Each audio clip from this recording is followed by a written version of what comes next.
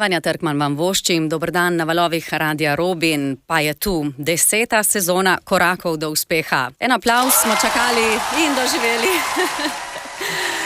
Oddaje, torej, v katerih skupaj z direktorjem podjetja Spintek, Goranom Miškulinom, častnim pokroviteljem oddaje ter številnimi gosti dajemo v ospredje podjetno razmišljanje, drzne ideje, dobre prakse, pa goste, zgodbe, ki navduhujejo.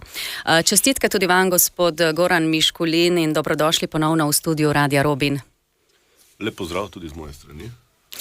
Ja, z nami pa je danes tudi že prva gostja, ki bo uvedla temo tokratne sezone korakov do uspeha, ko bomo v ospredje postavili podjetništvo v umetnosti in kulturi, če lahko pravzaprav o tem tako govorimo, a to je že izhodišče za razpravo. Najprej seveda dober dan tudi vam, Gaja Višnar, in dobrodošlica v našem studiu. Dober dan, hvala za vabilo.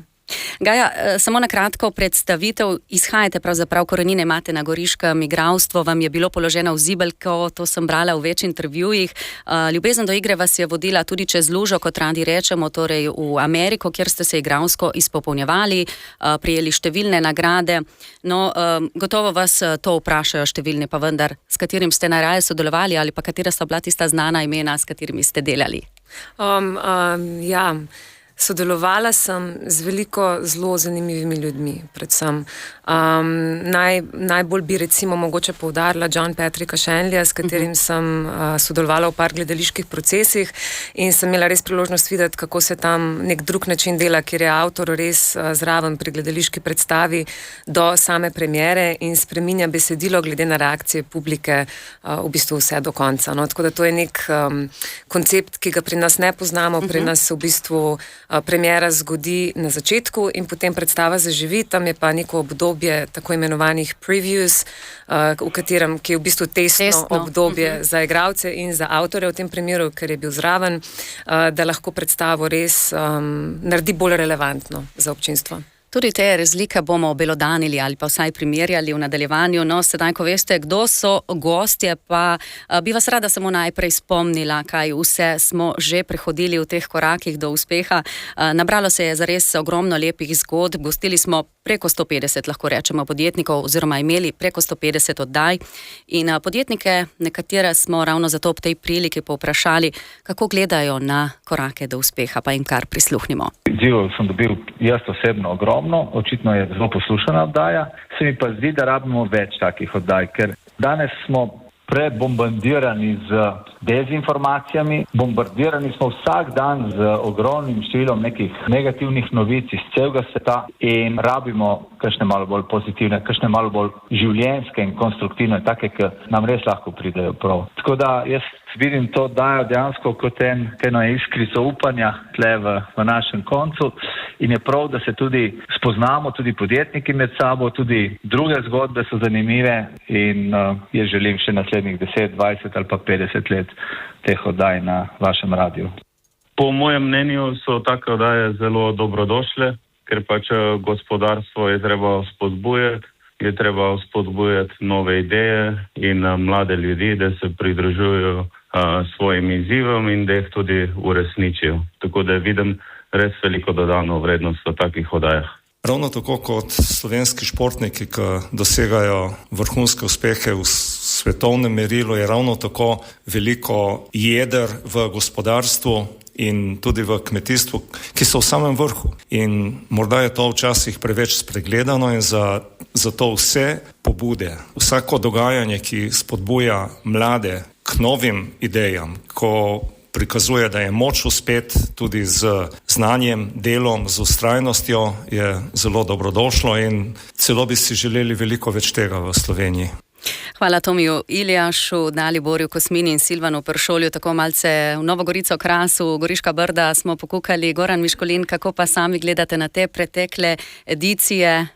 Vaše misli ob 10. jubileju? Ja, po 10 letih lahko rečem, da kar s ponosom. Oddaje so se začele, če se spomnim. Želeli smo mlade talente, start-upe spodbuditi, da, bom rekel, se zavedajo, da podjetništvo ni nek bav, da ni hudo težka zadeva, da je sam treba imeti malo podjetniške žilce, biti vztrajen, biti odgovoren, prevzeti tveganje. Potem so pa te oddaje prva leta bile precej uspešne, pozitivni odzivi in so se potem razvejale na področje turizma, na področje kmetijstva in vinogradništva. In tako smo vsako leto neko rdečo nit, zbrali, tako da letos, ko smo se spraševali, kaj pa še nismo obdelali, smo se spomnili še na umetnost in se začeli spraševati, a lahko govorimo o podjetništvu v umetnosti ali ne, in temu recimo, da bojo posvečene letošnje oddaje. Natančneje, kako izgleda podjetništvo v umetnosti, ali sploh lahko govorimo o nekem podjetništvu v umetnosti? Goran, kakšno je vaše mnenje?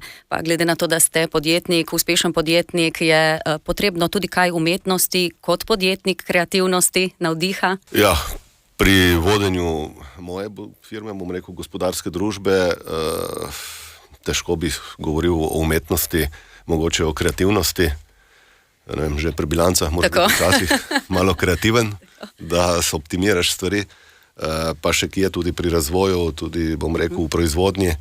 Prav o umetnosti pa težko, je pa segment mogoče, mi se ukvarjamo z virtualnimi igrami tudi in včasih potrebujemo umetnika, ki, skreira nek segment v povezavi z igrami. Kako ste sicer zadovoljni s poslovanjem? Neke spremembe so bile tudi v vaši lastniški strukturi? Ja, Spintek po covidu se je zelo lepo pobral. Po 15 letih sodimo med prve 3 igralce na svetu v naši branži, ETG-jev, Electronic Table Games. Dosegamo, cilj nam je tam nekje presež 20 milijonov, 100 zaposlenih, lepe številke za 15 let staro firmo. Res smo v lanskem letu zaključili projekt prodaje 30% lastništva, s tem, da še vedno ostajam 51% lastnik osebno, ampak v družbo so vstopila ena nemška družba, igralniški gigant, ki nam je odprl tako prodajne poti dodatne, kot veliko sinergičnih učinkov z njimi smo dosegli na področju razvoja, delno na področju trženja oziroma marketinga. Tako da kaže tudi naslednjih 5 do 10 let precej pozitivno. No, imate tudi veliko vlogo v družbeni odgovornosti do okolja. Ena izmed teh je tudi današnja vloga na valovih Radia Robin oziroma oddaja Koraki do uspeha, kjer spodbujamo podjetniško mišljenje, drznost, miselnost mladih oziroma spodbujamo kreativno mišljenje mladih. Pa morda, ko sem vas poslušala, je podjetništvo, pravzaprav je mogoče govoriti o podjetništvu v umetnosti. Podjetnik zasleduje verjetno drugačen cilj kot umetnik. Ja, to je to ključno vprašanje, na katerega bo mogoče Gaja znala bolje odgovoriti. Pri podjetniku je jasno, osnovni cilj je profit. Če tega cilja ne spoštuje, podjetnik zelo hitro zaide v težave. V umetnosti je pa verjetno malo drugače. Mogoče umetnost, kot jo dojemamo, ali ta podjetniški pogled na umetnost v Sloveniji, ali pa, če tako rečem, v državah mogoče bivšega vzhodnjega bloka, je en način, ta zgodovina je verjetno utrla tu nek sistem, kako se na to gleda. To je, državna služba. Če gledamo na zahodu, pa je veliko zasebnega kapitala vstopilo v umetnost in je potem umetnik dosti bolj odgovoren do trga, v smislu, da se zaveda, kdo so njegovi poslušalci, da zna oceniti trg, da zna se prilagoditi trgu. Je pa gotovo tle nastane nov problem, ki ga bo spet Gaja verjetno bolj pokomentirala, pride do konflikta, praktično te svobode umetnosti ali komercializacije. In zdaj, a to je konflikt, a se to z nekim kreativnim podjetništvom da nekako združevati, kot to velike korporacije že počnejo, kot so, ne vem, Disney, kot je Netflix. Kot je Spotify, recimo tudi platforma. To so vprašanja, s katerimi bi si želel, da se v naslednjih oddajah ukvarjamo, da vidimo, kje imamo mi priložnosti tudi na Goriškem in kje se lahko razvijamo v tej smeri. Odlične iztočnice, Gaja. Po diplomi dejansko psihologije ste na to odšli v ZDA, kjer ste se izpopolnjevali, tudi diplomirali na igralskem konzervatoriju Circle in the Square Theatre School na Broadwayu. se preizkusili v različnih vlogah, pa če bi morda še vas izzvali s tem vprašanjem, torej je mogoče govoriti o nekem podjetništvu umetnosti? Ja, zdaj, Goran, najlepša hvala za ta nastavek, ker je prav to ena bistvena razlika oziroma tema, ki jo moramo sprožiti. V ZDA konkretno je večina financiranja prišla iz zasebnih v bistvu virov. In zato je bil umetnik zgodovinsko vedno odvisen od trga. In tukaj bi jaz poudarila, da mogoče ne da more upoštevati zahteve trga, ampak se mi zdi to v bistvu pozitivna stvar, ker pravzaprav umetniki se izražamo, ustvarjamo umetnost za okolico. Gre tudi velik del našega dela je komunikacija z okolico. In se mi ne zdi negativno to, da poskušamo vzpostaviti en dialog oziroma da delamo stvari, ki so za okolico, za družbo relevantne. In tukaj je v mentaliteti pri nas, v naših državah še vedno neka, se mi zdi... Stigma, negativen predsodek do denarja, kakor da je vse, kar je skomercializirano, slabo, in o tem bi rada malo več govorila, da ni nujno tako. Gaja, prej vas, kot smo že omenili, vas je pot vodila tudi v ZDA, kjer ste izkusili, kot radi rečemo pri nas, ta ultrakapitalistični sistem, kako ta deluje na področju umetnosti v primerjavi z našim, spet bo zvenelo malce slabšalno, pa vendar postkvazi socialističnim. Torej, kako gledate na to primerjavo? Kje so največje razlike? Tam je res vse odvisno od denarja. Tam recimo časa za vaje, čas za vaje je zelo omejen. Studio ti najameš za 3 ure, prideš točno, greš točno, ni prostora za recimo improvizacijo, če ravno začneš nekaj razvijati, se moraš takrat ustaviti, ker vsaka ura studija stane toliko in toliko. Tako da predvsem časovnih omejitev je več, produkcije se del, manj časa je za postavljanje gledaliških predstav, za umetniško raziskovanje. Tega je pri nas veliko več. Ali to vpliva potem tudi na kvaliteto, recimo? Večkrat vpliva, je pa res, da so tam tudi zato, ker so že od malega pravzaprav vsi vajeni tega tempa. Zdaj, jaz sem živela v New Yorku, ki je specifičen in tam se res stvari zelo hitro odvijajo, ampak so ljudje tudi vajeni funkcionirati na veliko bolj produktivni ravni, no, da tako rečem. Druga stvar tega kapitalističnega sistema, ki se meni ne zdi slab, sploh za ta svet, v katerega gremo zdaj, je to, da so ljudje primorani oziroma okolica že od mladega spodbuja razvoj podjetništva. Tam že otroci na ulicah pri 5 letih prodajajo limonado. Se znajo v bistvu bolj samozavestno postaviti že zelo zgodaj. Razmišljajo o tem, kaj jaz dam, kakšno vrednost ustvarim in kaj potem dobim nazaj. Že veliko prej kot mi. Pri nas, kjer smo bili pa mogoče bolj zgodovinsko omejeni z nekimi državnimi omejitvami, sredstvi, pa ne znamo na tak način razmišljati. In tukaj jaz vidim potencial za razvoj, predvsem v tej smeri, ker gremo v svet, kjer bomo morali vse bolj kreativno razmišljati, ker družbene strukture, ki so obstajale do zdaj, ne obstajajo več in bomo morali, tudi delovna mesta izginjajo zaradi umetne inteligence in razvoja tehnologije in tako naprej. Mislim, da bomo morali vsi bolj kreativno razmišljati, kako lahko ustvarimo družbene relevantne stvari in tudi v bistvu se nekako postavimo na tej platformi sodobni. Verjetno se je marsikateri umetnik ob tem zgrozil, neka časovni pritisk, ampak to so vse pritiski današnjega sveta že. Goran, če vas vprašam, morda vam kdo pade na pamet, na misel, če rečem uspešen umetnik? Je spet to nek kontradiktoren izraz? Ja, uspešen, s katerim još mi zdaj gledamo. Tako. Ker smo se dotaknili v tej oddaji, a gledam z očmi gospodarstvenika, a je uspešen zato, ker se je zmožen z prodajo kart ali svojih predstav ali svojih produktov, če je to slikar, karkoli, preživljati, ali ne. A je to kriterij?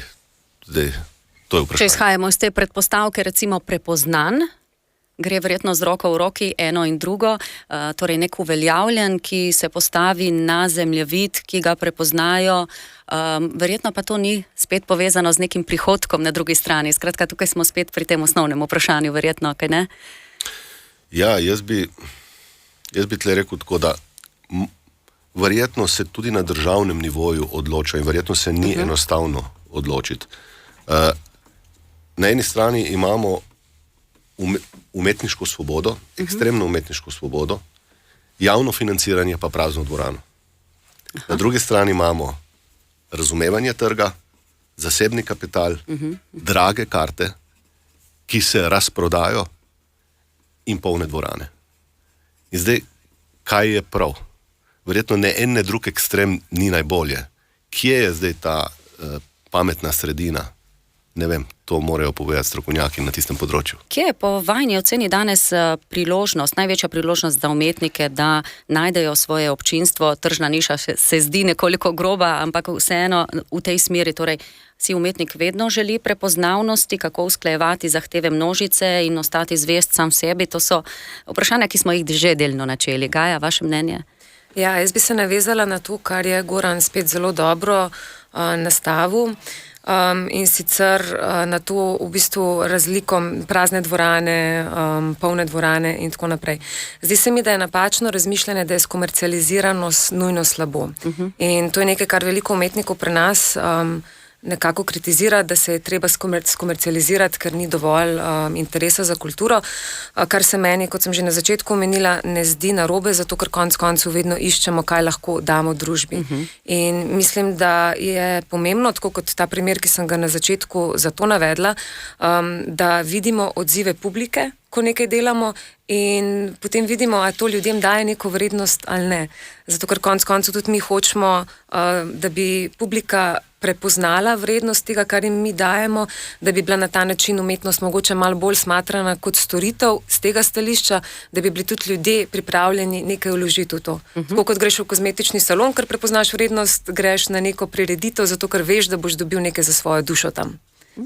No, prav to vprašanje bi rada načela še kasneje. Mogoče, Goran, samo še vaša ocena. Torej, si umetnik vselej želi prepoznavnosti po vaši oceni in ali je mogoče torej najti to srednjo pot? Ja, jaz mislim, da je možno najti.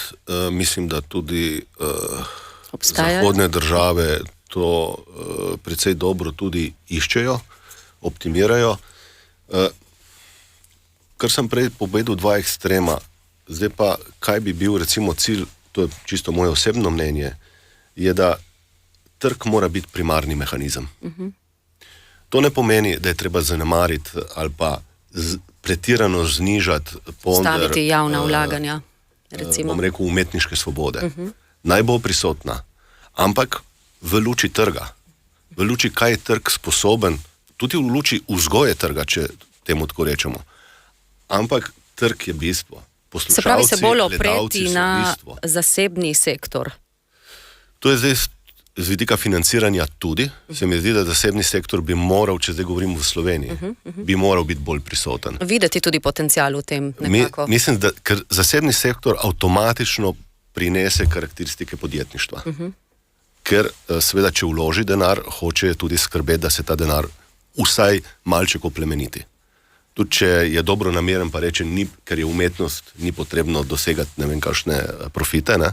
Ampak sledil mu bo podjetnik, sigurno. No pa recimo lani Evropska prestolnica kulture Nove Gorice in Gorice, seveda so bili številni projekti za visoke umetnosti, pa tudi številni množični dogodki, če tako rečem, ne? Ampak vseeno se neka ocena podaja tudi na številu obiskov, številu gledanosti, torej smo izkoristili ta potencial, kje ga še vidite?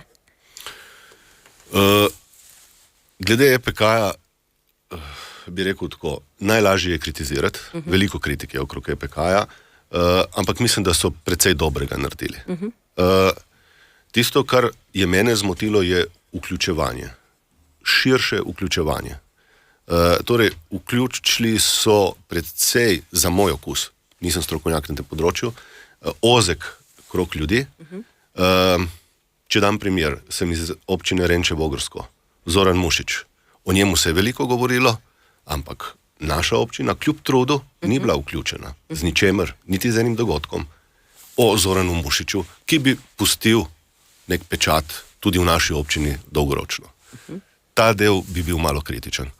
Drugače pa verjamem, da so se trudili, da so pač po svojih zmožnostih, mi ne poznamo, kakšne probleme so organizatorji imeli, s čem so se vse oni morali ukvarjati, bi se morali tudi oni predstaviti in bi potem lahko to komentirali.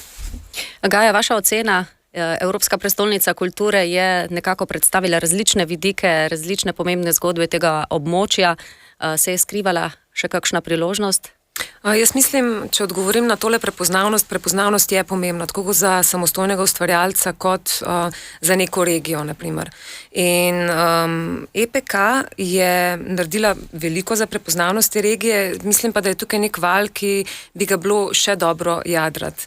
Predvsem en velik potencial vidim za razvoj gospodarstva v kontekstu filmske industrije, tudi Evropska prestolnica kulture je naredila Go Film Commission, ki je en prvi korak temu, ker je Slovenija zelo dobra filmska destinacija in tukaj je tudi priložnost za tuj kapital, da pridejo v Slovenijo. Zdi se mi pa nasplošno, da je zelo pomembno povezovanje in med regijami in med različnimi akterji v regiji in med sektorji. Zato, ker tukaj lahko že v filmsko industrijo naprimer vključimo gospodarstvo, turizem, infrastrukturo, promet, gostinstvo in tako naprej. Mislim, da moramo res na področju ene regije ali pa potem Slovenije delovati bolj kohezivno, bolj prijateljsko na nek način, da bomo močnejši. Gaja Višnar, kot smo omenili, ste praktično zrasli z igro oziroma igranjem, to vam je bilo položeno v zibko, glede na to, da ste bili pa čez lužo, me zanima, kakšna je razlika med občinstvom v ZDA pa v Sloveniji in kje je umetnost bolj cenjena? Mislim, da je v ZDA, predvsem je veliko več projektov in mislim, da ljudje tudi zelo cenijo gledališče. Spet govorim konkretno o New Yorku. In film. Mislim, da tam so vsi screeningi, se pravi projekcije filmske, na katerih sem bila, so bile vedno zelo obiskane.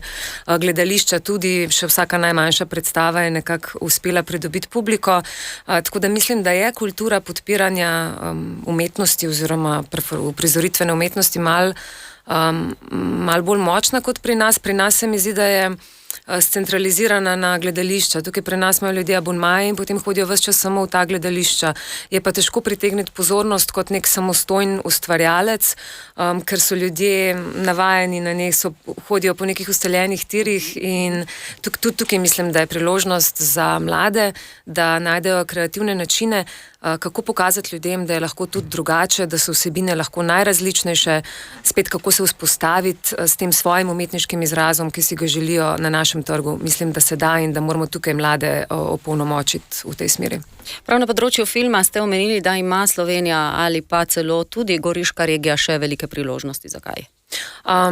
Zato, ker je tukaj, govorila sem o teh tujih filmskih produkcijah, ki po vsej Evropi pridno snemajo in večina držav evropskih je že ustanovila zakonodajo, kjer je v bistvu neko denarno povračilo za te produkcije večje kot pri nas.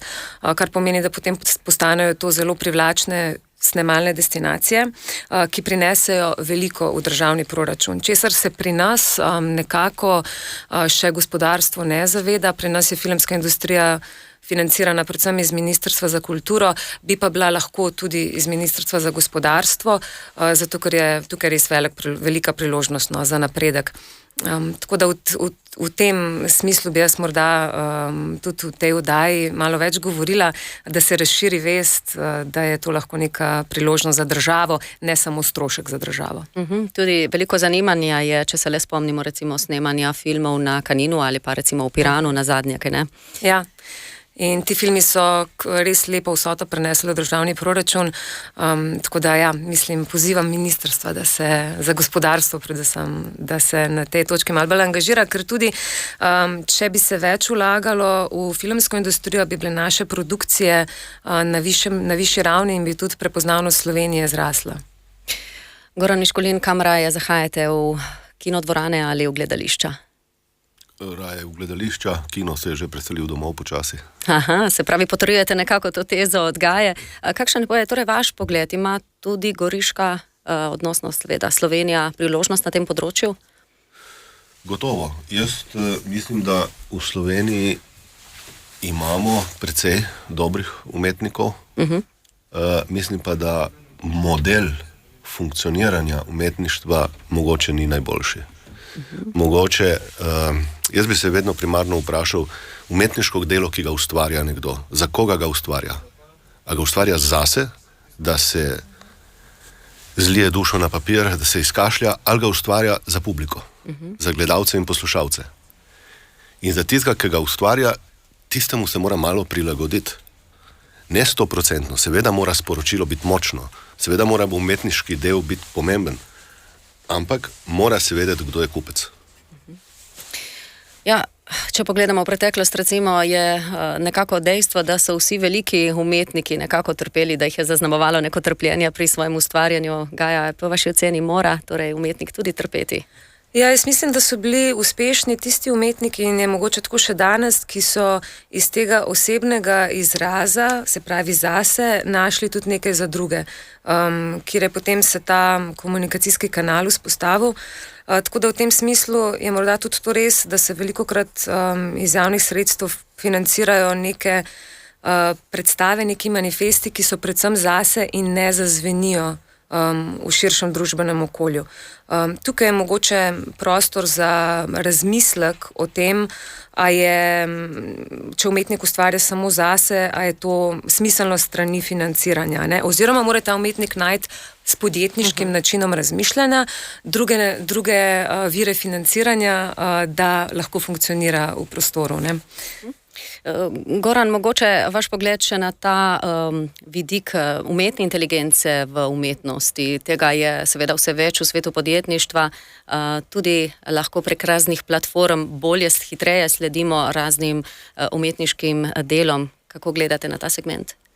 Jaz sem v fazi, ko umetno inteligenco intenzivno prilagajamo na naš sektor, bom rekel podjetniški oziroma konkretno v naši firmi. Se pa ne čutim kompetentnega, da bi res pokomentiral v umetnosti, kaj se dogaja. Vam je všeč umetno generirana, recimo, slika? Ja, se zdaj počasi jih že ne ločim več. Gaja, kar beseda vam, kako gledate na vse te nove trende, tudi porast seveda del povezanih z umetno inteligenco in kakšni so sedaj trendi? Ja, o tem veliko govorimo v našem sektorju, zato ker predstavlja to neko nevarnost v bistvu za umetnike, ker nadomeščajo naš osebni izraz. In zdaj je umetna inteligenca postala res že tako napredna, da se skoraj več ne prepozna. Zdaj umetna inteligenca lahko napiše celotno score za filmsko glasbo s prepoznavanjem emocionalnih izrazov, igralcev in tako naprej. Veliko kolegov tukaj hoče kontrirati, da je slabo, da moramo to ustaviti. Jaz se s tem ne strinjam, zato ker umetna inteligenca preprosto ne bo šla nikamor. To kolesje se je zagnalo in mislim, da moramo biti tukaj spet, to kar poudarjam že celo epizodo, kreativni v tem, kako lahko ohranimo svoj umetniški izraz in v to ukorporiramo umetno inteligenco, da nam pomaga, da nas ne nadomešča, ampak pomaga, ker konec koncev umetna inteligenca še vedno rabi input človeški. In da skupaj, tako, je orodje in da skupaj z umetno inteligenco ustvarjamo neke vsebine, ki so relevantne za ta čas. Moramo pa se seveda prilagajati trendom, ki grejo zdaj res vse bolj v neke kratke skeče oziroma to influencerstvo, v bistvu spletne vsebine, ki jih je res ogromno. In je potem cela umetnost tukaj spet, kako pritegniti pozornost v tem prenasičenem svetu, ne? Ampak tukaj zdaj še nismo, zdaj se mi zdi, da nismo na točki, ko bi šli prav nazaj na čas brez tehnologije. Morda bo do tega prišlo, če se vse sesuje, ampak zdaj mislim, da je tukaj priložnost za razvoj skupaj z tehnologijo in umetno inteligenco. Goran, so današnji časi naklonjeni umetnosti, po vaši oceni? Mislim, da ja. Torej, kdaj, kateri čas čemu naklonjen, je tudi veliko odvisno od umetnikov v tem primeru, koliko si bojo to sami izborili. Torej, ali je to preko državnih struktur raznih ministrstv, ali je to preprečevanje zasebnega kapitala. Od vselej so bili meceni, recimo, ne? Recimo. Ampak mislim, da danes, vsaj tako mu rekel, niso pa neprijazni časi. Tako. Če še eno kratko vprašanje izzovem čisto na hitro, kaj je pravzaprav merilo umetnosti, kaj vse sodi pod umetnost? So to tudi, recimo, razne provokacije?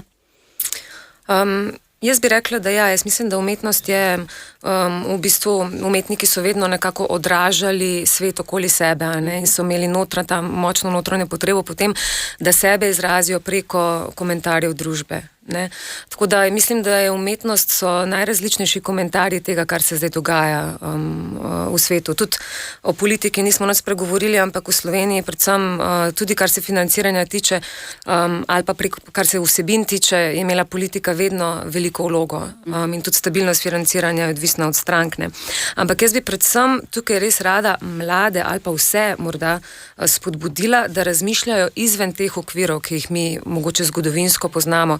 In da gredo čez lužo morda, najprej za začetek? Ja, morda, ampak potem je pa problem se vrniti, ne, oziroma spet zgubljamo tukaj tudi kvalitetne ljudi, ne.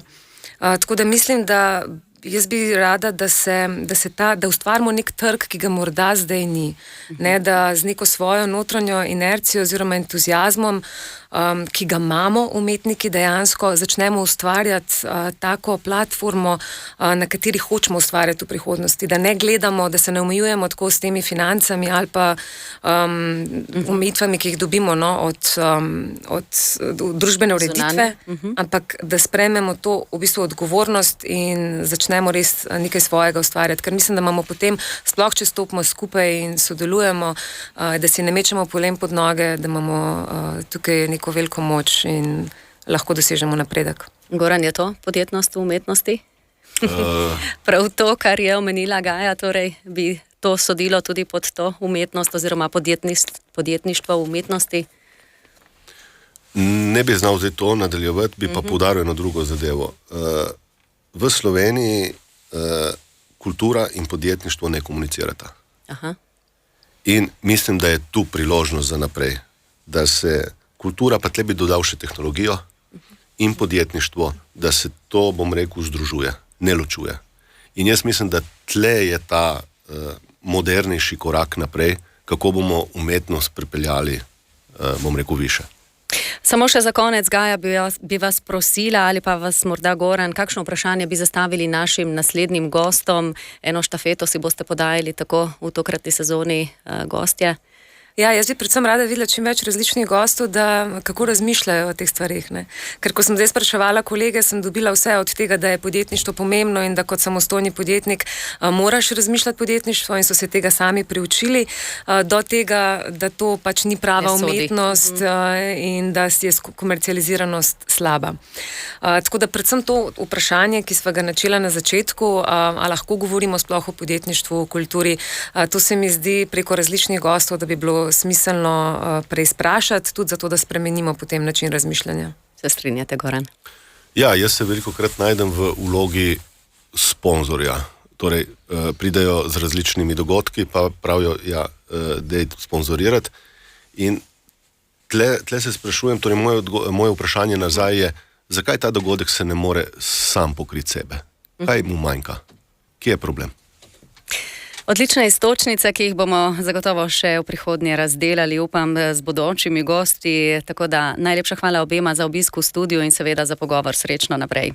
Hvala za povabila. Hvala pa tudi vam, da ste bili z nami. To je bila nova sezona, uvod v novo sezono Korakov do uspeha. Prijeten dan in pridružite se nam še naslednji teden. Koraki do uspeha. Korake do uspeha podpira podjetje Spintek in direktor ter lastnik Goran Miškolin, častni pokrovitelj oddaje.